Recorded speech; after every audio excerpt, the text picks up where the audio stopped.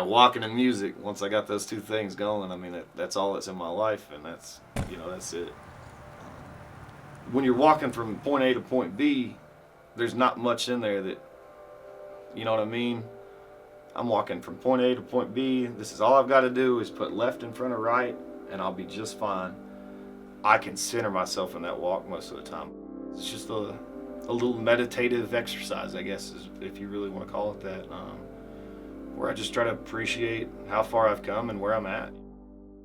This just in, you were looking at obviously a very disturbing live shot there. Today, our fellow citizens, our way of life, our very freedom came under attack in a series of deliberate and deadly terrorist acts. Like I said, we didn't talk about it all day at school because they weren't going to tell us about it because we were a little bit younger. But yeah, when we finally did talk about it in social studies at the end of the day, I felt afraid to begin with that that would happen and that it could happen in daily life, and then I felt angry. Good morning, Marines. Congratulations on everything that you've accomplished. But the Marine Corps, I mean, it was just so snap, so tight. Everybody knew what they were doing. Everybody held their head a little bit higher, and it was just something that, from the outside, it looked like something that would be interesting, something I wanted to be a part of. It looked like a really good team, and I guess that's what kind of drove me to that. Ladies and gentlemen, I now present to you our nation's newest Marines in the future of your United States Marine Corps. I had a first-time drill instructor, D'Alessandro. He was coming straight out of the fleet. He was an infantryman. He'd already been deployed, and he gave me a lot of hell. Like he singled me out, and he told me he did this after I'd graduated. But it was, that he took me through the ringer so much that he's the one who gave me my Eagle, Globe, and Anchor, which is, this is when you become a Marine, you earn this thing or whatever it is. And I remember him. He got his hat down. You can't see his face, and he always called me. My name's Pionkowski.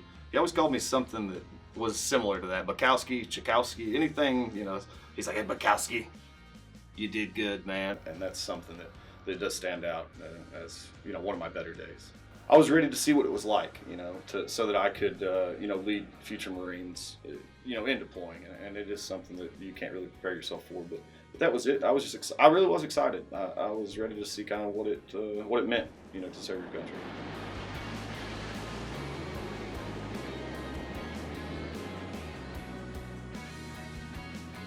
I was a ground radio intermediate repairman, but most of what I did eventually was just establishing radio networks for communication in between armed forces, in combat theater. I left Kyrgyzstan and haven't deployed since, so I probably left country 2 days after we killed Osama bin Laden. So for me, it was like, job done, man. Let's get out of here. We're going home.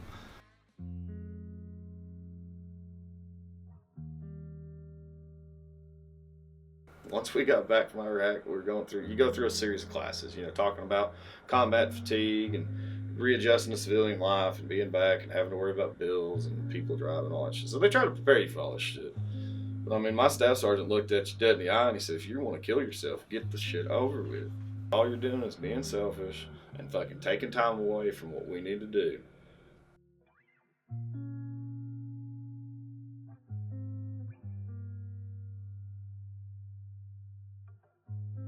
I was a little bit volatile driving on the roads and stuff. This is something, I've passed on now, but it always felt like somebody like offended me personally, driving on the road, you're going to cut me off or something like that. You're driving like an asshole. Like it gets me pretty heated. And this truck fucking cut me off, dude, coming across 3 lanes of traffic. I'm like, all right, you son of a bitch. Like, we're going to have some fucking words here. And I followed him to a Dairy Queen drive-thru, and I spun around the side of him, fucking rolled my window down, and it's my friend's fucking parents. My friend's fucking parents, man, and I'm glad it was. I'm not, you know what I mean? Like, I hate that it was, but I'm glad that it was, because as soon as I saw him, I was like, what the fuck are you doing, man? Like, that's your buddy's mom. Like, she, taught at our middle school and shit. Like, I know this lady. I love her to death. And I just drove her away and fucking started bawling my eyes out, like, feeling like a dickhead.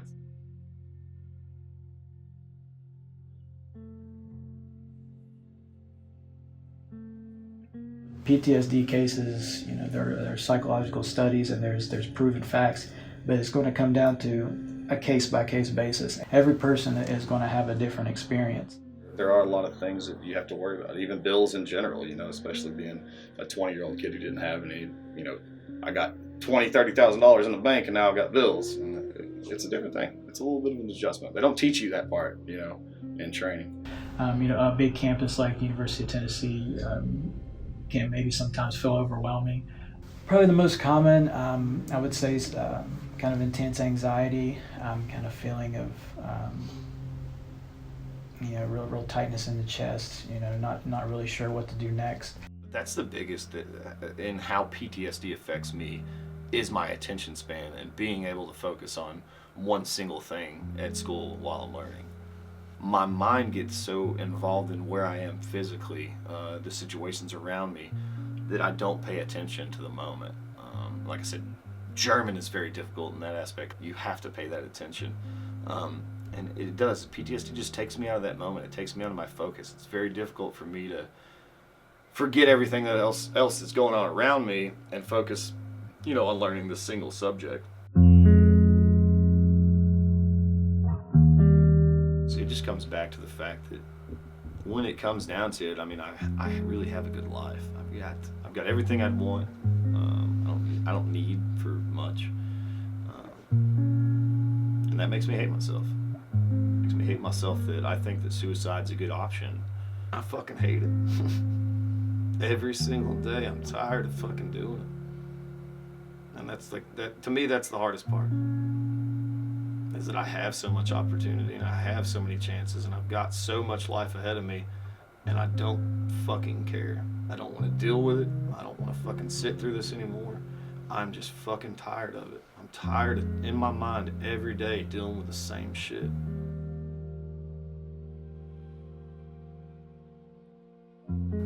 Our proudest moments we regret sometimes. Serving your country, going overseas and protecting people while they sleep, providing freedom. I mean, at the time, I mean, that was it. You know, and I guess I am still proud of those moments. I'm very proud of being a United States Marine. It's also something that caused my PTSD that I'll deal with for the rest of my life.